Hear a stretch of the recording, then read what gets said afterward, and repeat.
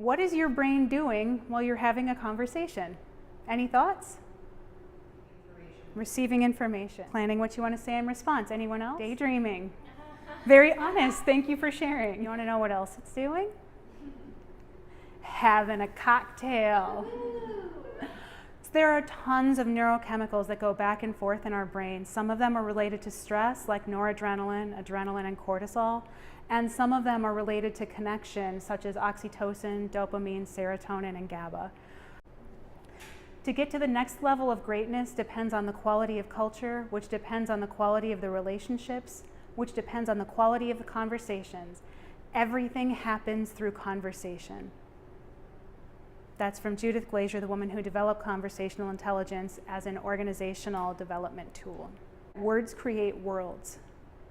Whatever is happening for you is real.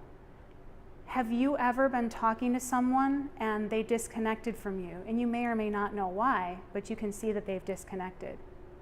Or someone said something to you and it hit you the wrong way and made you angry or upset or happy or elated. Those are real. It takes us out of our existence in that conversation and puts us further towards connection or disconnection. And that actually feeds beautifully into the dark side of advocate and inquire, because sometimes we need to convince people to come to our position.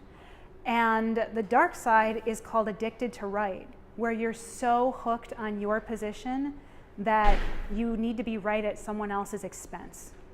And when you're right by making someone else wrong, that is a cortisol trigger for them. And you may get a dopamine or an oxytocin trigger for being right, but you've just created a world where they're hurt.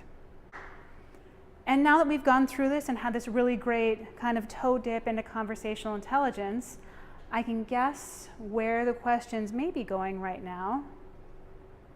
So where can I use CIQ? This information is great, but what do we do with it?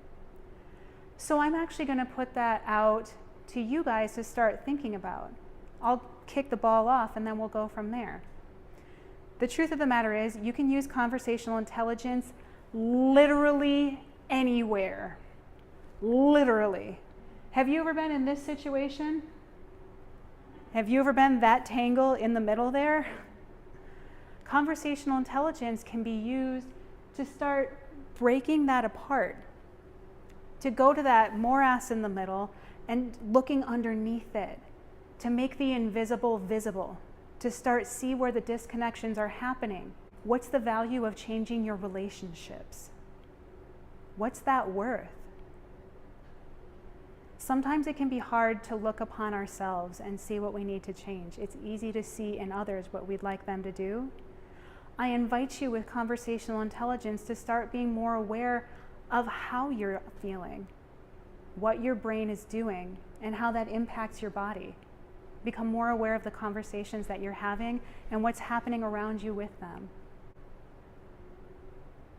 And with that, I'd like to open it up for questions.